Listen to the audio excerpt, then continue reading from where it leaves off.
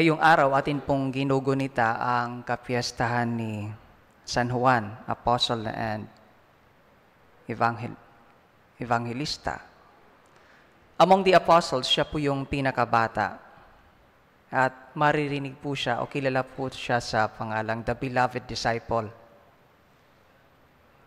Author po siya ng Gospel of St. John. Siya yung sumulat.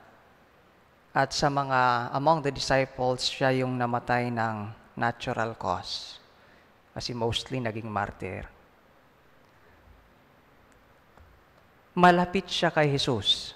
Mapapansin ninyo, kahit sa kanyang way of writing, mapapansin natin. Sabi niya, in the beginning was the Word was God, the Word was with God, He was in the beginning with God. Malalim yun. Malalim yung pagkakakilala niya sa Panginoon. Ano kaya ang bagay na matututunan natin kay San Juan? Lalo na ngayong Kapaskuhan. Kung mapapansin niyo sa Gospel, siya yung tumakbo na nauna pa kay Simon Peter. Tumakbo siya, nauna pa siya. Which is symbolic ng pagsusumikap niyang makita ang Panginoon. Symbolic na mas makilala niya ang Panginoon. And this is a good reminder to all of us na sana tayo ay magsumikap na mas makilala ang Diyos. Maraming paraan para makilala ang Diyos. Through His church, simbahan, through the sacraments, pwede.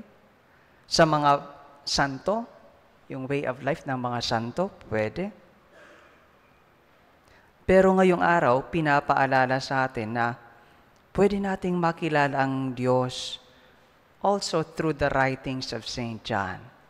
Well, pwede rin naman lahat ng Gospels basahin. Pero specifically today, pinapaalala sa atin na malalim ang pagkakakilala ni St. John sa Diyos. At sana'y basahin po natin ang Ebanghelyo ni San Juan. Give time to reading the Word of God, especially St. John's. Ngayong araw, sana magbigay tayo ng panahon. At sa pamamagitan nito, naway maging mas malapit tayo sa ating Panginoon at mas makilala natin siya. In fact, isang spirit ng Kapaskuhan, siya'y nagpakatao, siya'y nanahan para mas makilala natin ang Panginoon.